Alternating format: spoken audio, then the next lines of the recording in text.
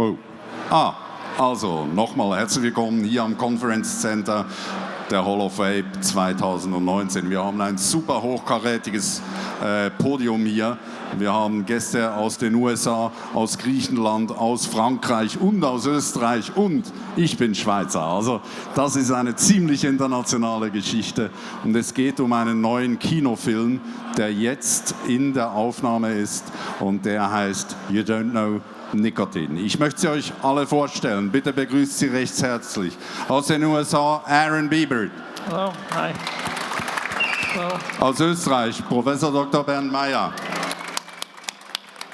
Aus Griechenland, Konstantinos, Farsalinos. Hello. Und aus Frankreich, Jacques Houezec. Bienvenue. So let me start with you, Aaron. We know you all. You made the film A Billion Life, a great film, and now you're starting a new project. Yes. We're making a new movie called You Don't Know Nicotine, and that's kind of in response to what happened after A Billion Lives. It seemed like a lot of people were like, oh, 1 billion people dying, that doesn't matter because they choose it. They choose to die, so we don't care if, who cares about them? To me, which was such a weird thing because, a lot of us were taught maybe to care about other people, but a lot of people didn't. The media didn't care about it. So we're like, well, in the U.S., they seem to have a lot of problems now talking about young people and nicotine. And so now they actually care about nicotine. And a lot of new science coming out about nicotine and a lot of misunderstandings about it. So we said, hey, maybe we should make a movie about nicotine. So here we are. So there are 3 scientists next to you, and I mean, that has a reason. All 3 scientists will be in your film. Yes. So what is the topic of the film? Is it a scientific film, or what's the topic? Well, we know that this time, with A Billion Lives, we tried to make sure that we were being very, very scientific because, it was a lot about vaping and cigarettes and that kind of stuff, and where there's a lot of suspicion about that. So we said we need to make sure we keep it very serious and very fact-based. Oops, hold on a second. There's something with this microphone. Where's the technique? Yeah, I think it might be pointing the wrong way. Maybe this one. All right. So we knew with A Billion Lives we had to be a little bit more serious because we were talking about people dying and we were talking about things that people didn't trust, cigarettes, tobacco industry. I think we tried that. Maybe it could be more entertaining. So I think You Don't Know Nicotine will be a lot of science for sure. And we're talking to a lot of scientists. But at the same time, we know we probably have to be a little more entertaining in order to get the general public to talk about it more. So we will have some more fun with this. Jimmy is working on some more interesting shots. We may even have some acting and stuff like that. So I think it'll be more fun, I think. But I think there's a lot more talking about it, nicotine too. So it should be more of a battle, I think. You are financing this new film about crowdfunding. You reached the goal. You started filming. Was that easy? Well, it was... we had set a goal on Kickstarter because we wanted to make sure that we were independent of any sort of corporate funding or any tobacco industries or big pharmaceutical industry funding because we knew that would be something people would be suspicious of. And so we did Kickstarter. We set a goal of $50,000 US to help cover the costs for the travel and that kind of thing. We ended up getting $100,000 US, about 100,000 euros.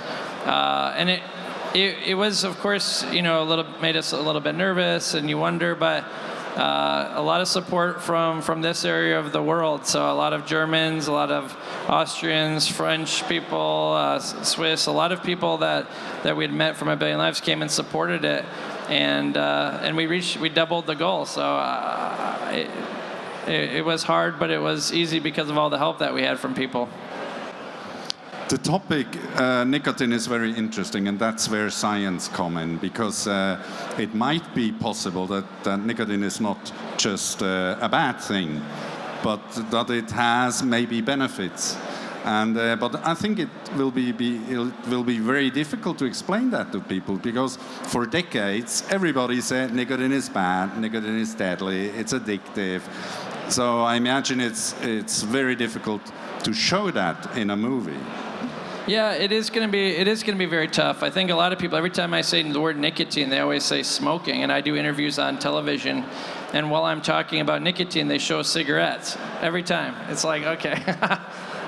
So I do think that's trouble. And a lot of people have been told the wrong thing for a long time, as far as, nicotine is bad, it's cigarettes, it causes cancer. But, we believe that the world was flat for a long time too, and at some point the science has to win. And so we think that with science, we have some of the best scientists in the world in this movie. And plus we're going to, poke a little bit of fun at the people that they just want to talk, but they don't want to actually look at what the science says. So I think we'll do our best with that. Of course, I still think the majority of people probably won't see the movie, and we'll have to, keep putting it in front of them. But I think we'll be able to make at least some impact with that, especially with politicians and doctors, because nobody wants to feel dumb. And when they're said, you don't know nicotine, well, maybe I need to know. Let's bring in the scientists. I find this a very important point. How did Aaron contact you? I mean, Konstantinos, you were here 2016 on the stage there. You said 2016, you said you should not decrease nicotine too fast. Better to increase and to decrease the fluids. Yeah. And I mean, that's exactly the point, isn't it? That's exactly what I'm going to say today too. And now we even have data evidence showing that the more nicotine you consume, the higher the concentration, the less liquid you're going to consume, and the less amount of toxins you're going to inhale. So this very low level of toxins that are present in e-cigarettes, they become a lot lower by reducing your liquid consumption. I find what Aaron said, that many people react to his movie by saying that it was their choice to smoke and get disease or die. I think this is a very dangerous approach and behavior. Imagine telling an obese individual that it was your choice, that you ate too much, you developed myocardial infarction, we don't care, it was your problem. Imagine saying the same thing to a diabetic. Imagine saying to someone that it was your genes and that don't care about it. Well, I think that smoking is not just a choice. It was a bad choice initially, but we all know that it's a very addictive habit, and it's not only nicotine. Unlike what has been commonly presented, that it's nicotine that causes the addiction in smoking. No, Carl Fagerström changed the name of his test from Fagerström test of nicotine dependence to Fagerström test of cigarette dependence. And the reason, as he explained, was that it's much easier for someone to be addicted to smoking, but not so easy to be addicted to nicotine alone. And I've never seen a smoker who wants to obtain nicotine through another method except from smoking. Smokers who try NRTs, for example, they don't get the satisfaction that they get from smoking, and that's why NRTs don't work. So the addictive potential of smoking goes far beyond nicotine, and we need to address that. At the same time, the risk potential of tobacco cigarettes is probably not at all associated with nicotine itself. Or let's say that the risk is absolutely minimal. Let's say it's not zero, but very, very low compared to the harmfulness of all the other components of tobacco cigarette smoke. And this is something that people do not understand, and many scientists do not understand. And, but this is expected, because until very recently, the only source of nicotine intake for the population was tobacco cigarettes. And in trying to demonize smoking, the scientific community at the same time demonized nicotine intake. But the situation has changed in the last few years. We have several new products that deliver nicotine with far less toxin emissions. And at the same time, these products are substituting for smoking. So they are not just a consumer product that someone may choose to use or not to use. It's a product that substitutes for smoking, so reduces the harm. So they are, by definition, benefits on a population level if these products are used as smoking substitutes. Jacques, we should maybe introduce you a little bit. You are not that well known in Germany, although nicotine is a topic you always cared about a lot. Can you say in 2-3 words who you are to the German audience? Well, I'm a neuroscientist by training. I became a smoking cessation specialist also. And I've been working on nicotine for 35 years. That's been my main job.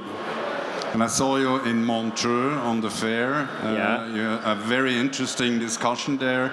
And you always were interested in nicotine. You know a lot. And Aaron asked you to be part of the film. Yeah, sure. Because not only am I interested in nicotine for harm reduction, but for potential benefit for health. Because there are diseases like Parkinson's disease, Tourette syndrome, Alzheimer's disease, and so on, that could actually profit from nicotine as a treatment. It works. How is the situation in France to nicotine? Is it the same as here? Everybody says, whoa, dangerous, addictive, bad stuff. Yes, of course. And this is particularly why I have started in France to do trainings for vape shops and health professionals.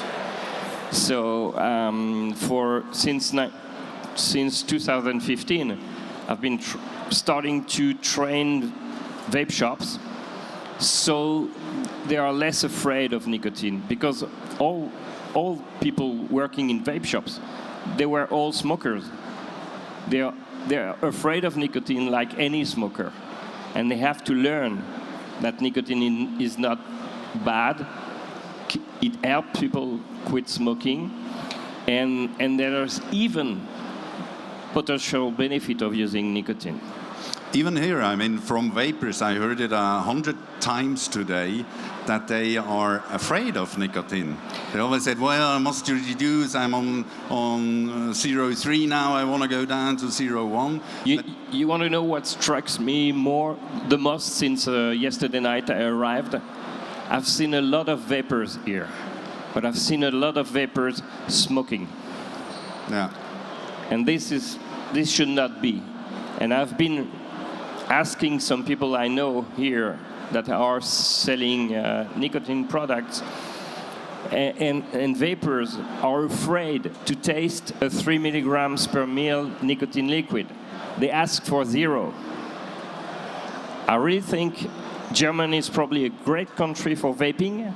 We can see it here, but probably vapers must learn how to use it and how to use nicotine to quit smoking. Bernd, you know that problem too. So the fear of nicotine is a big risk. If you were a smoker and you become a vapor and you reduce too much, you're taking a risk. Yeah, of course, it's the risk of relapse. I mean, everybody knows that. Nicotine doesn't do anything bad. In fact, as you mentioned, it could even be benefit for some to consume nicotine, but it has a bad reputation because for decades smoking and nicotine consumption were considered as being equal. So when somebody sees me using an e-cigarette, the first question is there nicotine in there? And if I say yes, they look at me like a drug addict, or a heroin junkie or whatever. Because everybody thinks that nicotine is the bad thing. And there was a recent survey in Austria with 5,000 people, just non-vapers and vapers, everything. 77% of the population consider e-cigarettes with nicotine as similar or even more harmful than tobacco cigarettes. And it's a dramatic misinformation due to nicotine. And so I think it's really our duty to clarify this issue. And so I think that this film from Aaron is really important. I was proud that he recruited me for that, because I'm, in contrast to Jacques, I'm not a nicotine scientist. I never did any research on nicotine, but still, I'm just talking, you know. Jacques wanted to say something to that. Yes. Not only I'm a scientist and specialist in nicotine, but I've been looking at vaping for more than 6 years now. And I feed my training by working sometimes in a vape shops. So switching smokers. You should know that most smokers that I will take on vaping will start with 18 milligrams per mil minimum. And an anecdote, a few minutes ago, I was there when somebody from the government of Baden-Württemberg was checking a French liquid maker, asking for samples so they will control nicotine level. So I took the chance to tell her what I'm doing in France, training vape shops and health professionals, and I said, it's really a pity that Europe is limiting nicotine to 20 milligrams per mil, because most smokers that I see who smoke more than a pack a day, not only I recommend 18 milligrams per mil or more if I can find, but I tell them, add a patch on, because you will not have enough with vaping. So vapers should definitely lose this fear of nicotine. In the old days, we all vaped with 18 or 24 milligrams, and that has changed now. I started with 60 milligrams per mil. 60? 60, yes. Oh my God, that's Joule. It was okay. No, it was okay. And then for years I had this famous 24. Aaron, I saw an interview with you. You were talking about, I think you called it echo chambers. So many things we learn today are not true, from governments, on social media, from health organizations. Many things are not true, and you try to bring truth.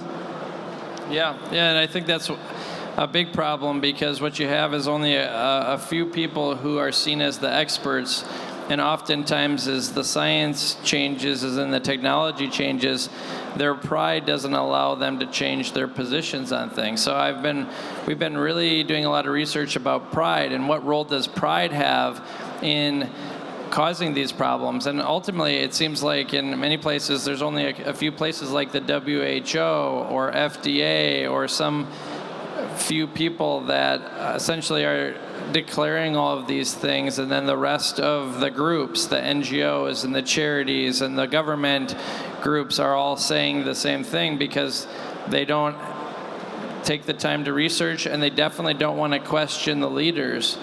And in that way, I think what you have, and then you have the media, of course, anytime they hear a bad story about nicotine or vaping or anything like that, they immediately make that the headline, because they're going to get more people to watch it or click on it.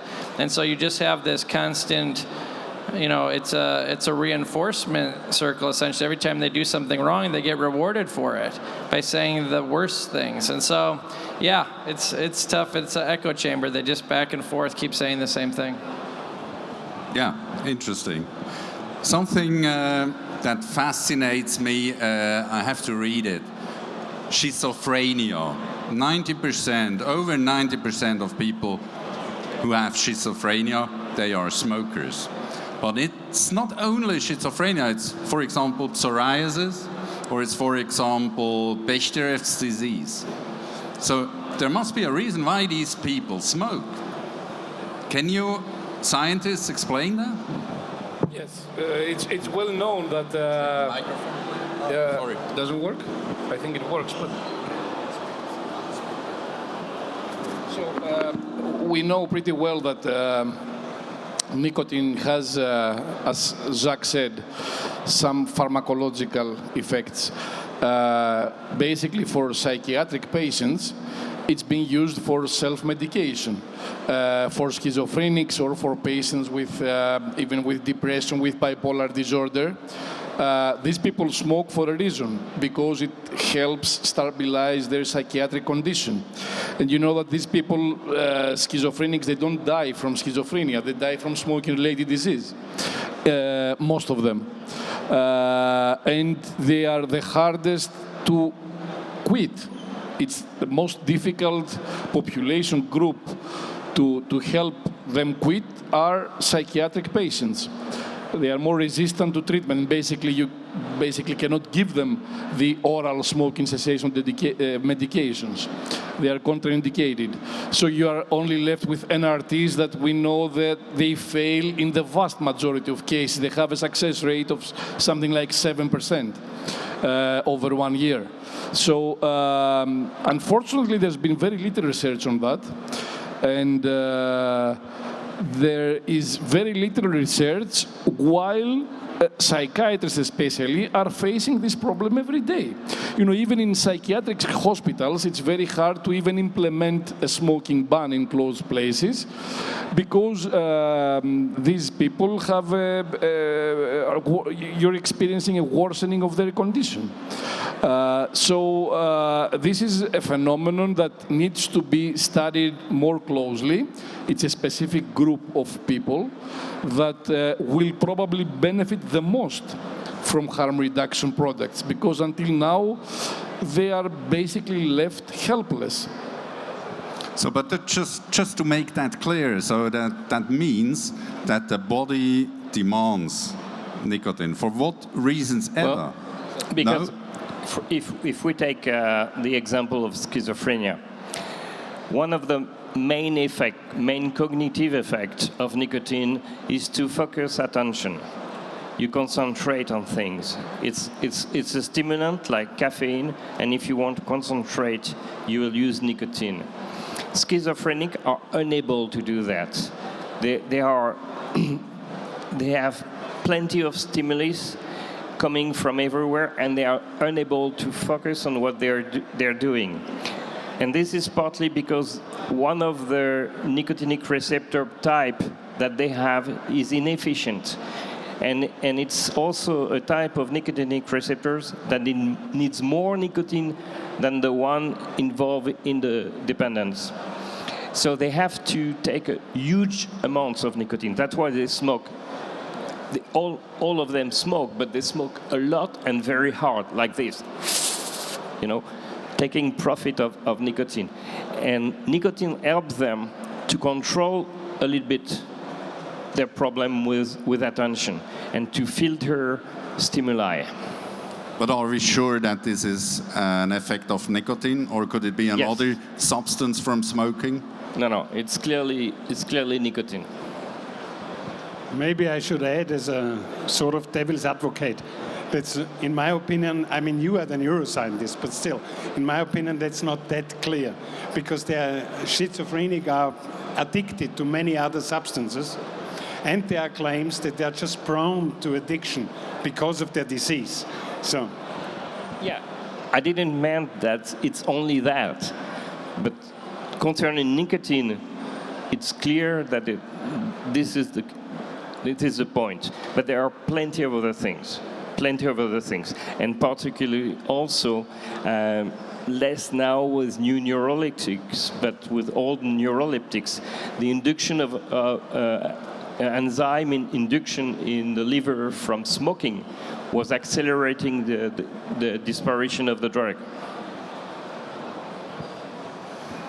It's a controversy. It's a very interesting theme. Probably we cannot discuss everything. Jacques, please, yes. Just one point so people can understand. I wrote a review article on this in 1998. All right. So it's not that new as we think it is. Well, and one other note, just to add to that, in reviewing the scientific literature, there's over 40 different studies showing that nicotine improves cognitive function. So in a lot of ways, you know, if people are having different mental illnesses or conditions, nicotine can help in some ways, like you were saying with focus. So if they have anything wrong, it's probably more likely that it's being used. Of course, other things as well. But yeah, I think that's a pretty widely researched topic as far as does it affect the brain in positive ways, and that the answer is yes. So interesting, really. We were lucky to have dinner with you on Thursday. You have your team here, Jenny, your wife, Jimmy and Jacob. You're traveling around the world already for 1 billion lives, and now again for You Don't Know Nicotine. What kind of a life is that? It sounds interesting. Well, it's a very interesting life for sure, and I'm lucky to have some really good part of our team. Our team is excellent, and they're also good friends as well, so that makes it easy. I've also been training my children now to shoot behind the scenes, so for the new movie, maybe the Blu-ray or other things we'll have behind the scenes videos that were shot by my children, so they're getting to be good too. So it's on the job training. With 1 billion lives, it was harder because I wasn't with the family much, but we've been growing and learning and working together now. So it's been good. It's also been good because I've got to meet a lot of people and hear a lot of amazing stories and meet a lot of great scientists. And I think in that way, you can have a more well-rounded understanding of it. Because, if I only travel around the U.S., maybe I wouldn't have the total picture. We need to go to other places in the world where there are different issues. India is very different. Europe, Sweden. I just came from Sweden, directly to here from Sweden, where we were learning about snus. They've been using nicotine without smoke for a long time. You can't learn about that in the U.S. Other places like Australia, where they're banning nicotine liquids and acting like it's heroin or opioids. There's hotlines. Like, that's also very dramatic and crazy. You have to see those things to believe them sometimes. Very important point. It's not about vaping, this film. It's about nicotine. Yeah, for sure. This film is definitely about nicotine. It's focused on nicotine. Now, the number one way that people are taking nicotine outside of cigarettes is through vaping. So, of course, it is a very relevant part of the film, but it is a movie focused on nicotine, the effects of nicotine, the battle of nicotine, the lies about nicotine. But in a lot of ways, these vapor products are going to be discussed, because that's, in a lot of ways, the battle is to ban them or limit them. Or in the U.S., they're talking about banning flavors because of the nicotine. The saddest part of this story is that, unfortunately, the nicotine debate is not a scientific debate. It is almost purely a political and an emotional debate. And to understand that, you don't need to look any further than snus. And look at the evidence behind snus. Snus is a product for which we have years of evidence, the best scientific evidence you can have, long-term epidemiological studies, and even meta-analysis of studies, which is considered the gold standard and the highest level of evidence you can have in medicine. And while snus has been proven to be almost absolutely safe, I'm not going to say absolutely safe, almost, it is banned in the European Union. Believe it or not. I mean, it's unbelievable. And there is no country, not even Sweden, that supports the use of snus as a harm reduction approach. Sweden was exempt from the European Union ban, but Sweden has the lowest rates of deaths from cardiovascular disease, lung cancer, or cancer in other organs because of snus. And when I say the lowest, 3 times lower than the average European Union. And this is because Sweden, despite having a high tobacco use, most of their tobacco use is snus, And smoking represents a very small proportion. And that's why they see these results in terms of deaths. And despite having this case of a country where snus has been used for many, many years, and we have already seen the results, and we have studied the results, and we have so many studies, none of which was funded by the industry, none of which. Most are coming from Karolinska University. Still, the EU has banned the product. In Sweden, despite allowing the sales of the product, the government is not supporting the product. Last year, the European Court verified the ban with some ridiculous arguments. For example, they said that the low smoking rates in Swedish men is not because of snus, but it is because in Sweden they introduced paternity leave with a law. I mean, which is stupid by definition, because maternity leave which was available for many, many years before that didn't affect the smoking rates. And seeing this, with all this evidence, the outcome in terms of snus regulation, you fully understand that there is nothing about science and it's everything about politics, emotions, and I don't know what else. I don't know if you agree, Bernd. Fully agree, Konstantinos. How could I not agree? So will you, in your film, will you try to show these things, or is that too far away from the topic? No, that's exactly what we're going to show. So, yeah. I mean, it's at the end of the day, when you have projections like 1 billion people dying from smoking-related illnesses, even if it's only half that, we're talking about 500 million people here. At some point, people need to fight. The truth matters. Like, how do we... this is the main point of the movie, is that people continue to smoke because they don't think any other way of using nicotine will help them, because they're not being recognized by their government. You have ridiculous arguments and fake studies where I saw something where they had 5 people. 2 of them were dual users or something like this. Like, what? And this is headlines.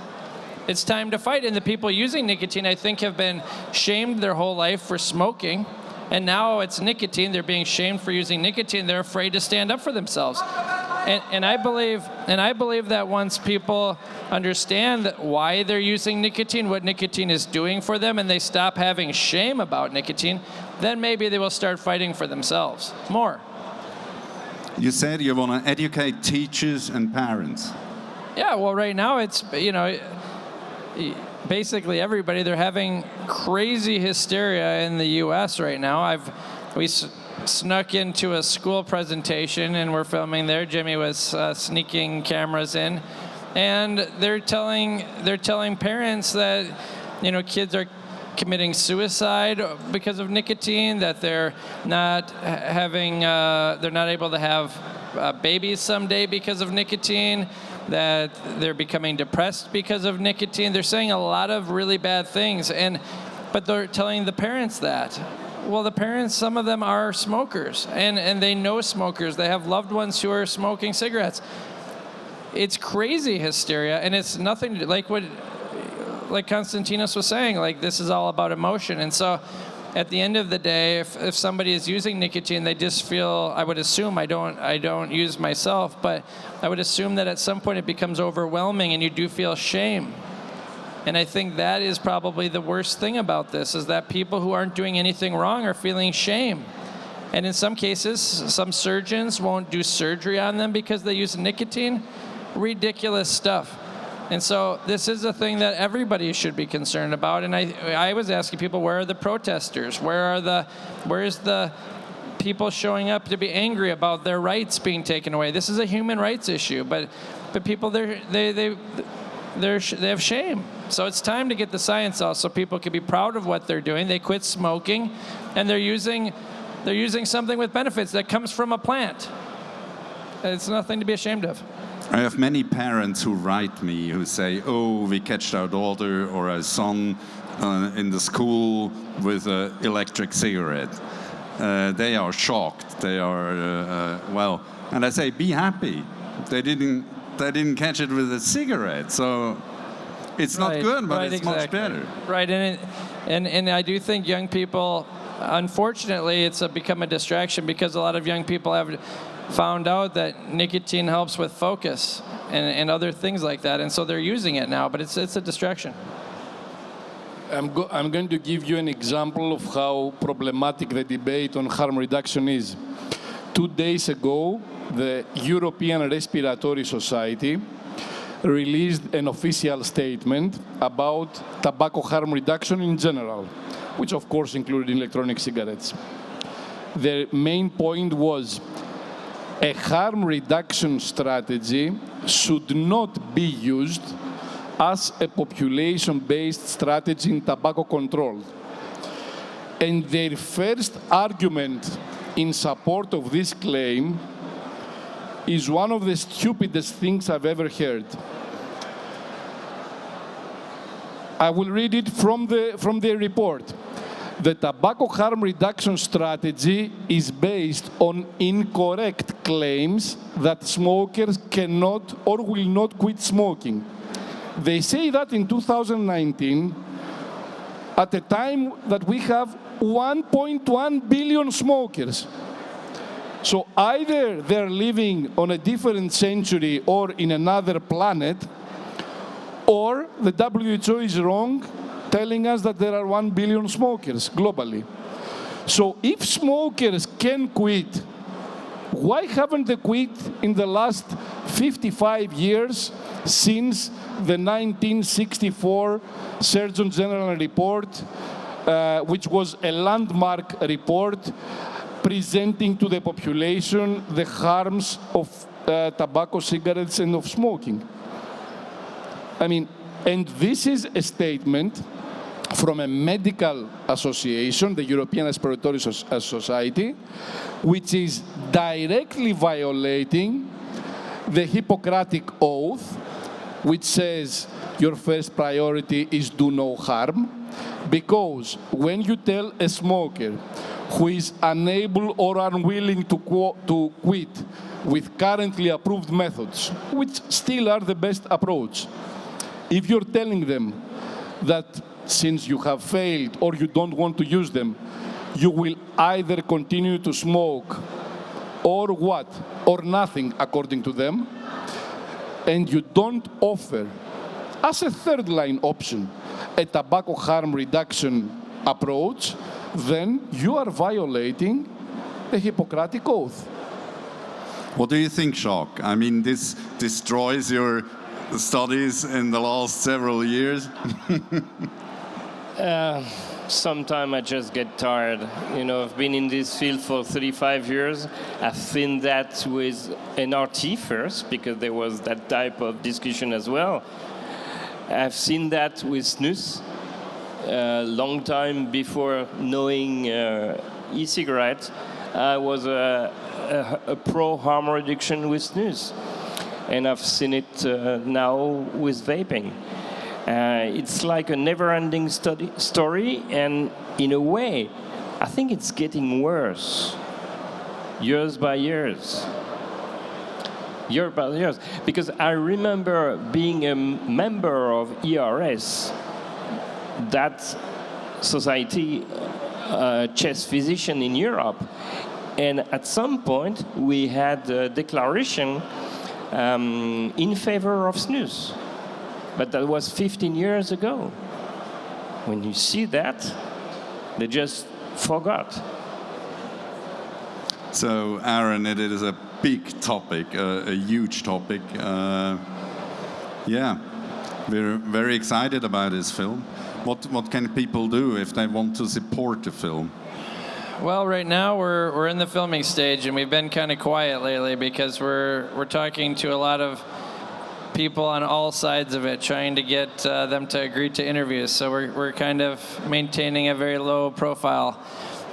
If people want to support the movie, we did have a Kickstarter that's done, but we do still on our website, KNOW-nicotine.com, K-N-O-W nicotine.com. There is a link that people can support us if they would just like to. It is a nonprofit organization that is is technically funding our movie. They're sponsoring us, so it is a NGO that has some tax benefits for people. Otherwise, just follow our pages and share the news that we have and help us reach more people when the movie is ready.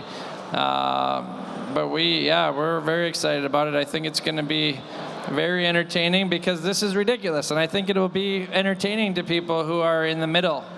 They'll be like, oh, I've just believed all these people all this time, but maybe they will have a second thought about that when we show all of the, I would call it righteousness. These are very pure people talking. They're very pure, and they want their children to be pure, and they're perfect people, and they don't do anything wrong, and they live in this pure world, and I think that is not something most people like. And I think when we show that it's hurting people, that I think that we will have a good movie and we will have more movement and the needle, and I still I think it is worse than ever, so I don't know, but I think we're going to give it a good shot, and I think it will be very good. When do you expect the film will ready? Already? Yeah, so we're working to finish it in time to submit it for Berlin, the Berlin Film Festival. That could be the world premiere if they accept it. So we'll see. That would be a great honor. Of course, that's one of the world's best film festivals. So it could be right here in Germany that has the world premiere. We don't know. That's up to them, not us. But we're going to make a great film, and we hope they would accept it for the world premiere. Perhaps it will be another film festival, but that would be February if it does come to Berlin for that. So February, but we're going to be ready. It's going to be done in just maybe 3 months. And we will see these 3 gentlemen in the film as well. We have a bunch of really good scientists, including, for sure, all these folks. We have actually talked to probably 20-some scientists and doctors around the world. And I think you have some of the stars up at the table here for sure. So I think it's going to be a lot of fun, and we are looking forward to getting the truth out about this. So I want to say thank you very much, also to the team. Welcome. And to you, gentlemen, it was a pleasure. We will see you again tomorrow. Bernd, not you travel back, but it will be a pleasure tomorrow. Thank you very much. An applause, please. Welcome. So, a little present from Switzerland. Present for you, Konstantinos. I know French people love this kind of stuff. Water of life. I got it. Eau de vie.